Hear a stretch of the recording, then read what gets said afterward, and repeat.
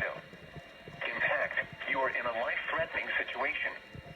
Flying debris may be deadly to those caught without shelter. Mobile homes will be destroyed. Considerable damage to homes, businesses, and vehicles is likely and complete destruction is possible. The tornado will be near Portland around 2 p.m.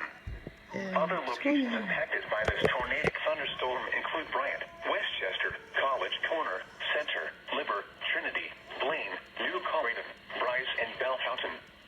To repeat, a large, extremely dangerous, and potentially deadly tornado is on the ground. To protect your life, take cover now. Move to a basement or an interior room on the lowest floor of a sturdy building. Avoid windows. If you are outdoors, in a mobile home, or in a vehicle, move to the closest substantial shelter and protect yourself from flying debris. Heavy rainfall may hide this tornado. Do not wait to see or hear the tornado. Take cover now. Repeating, a tornado warning has been issued until 2:30 p.m. for the following county: J, Indiana,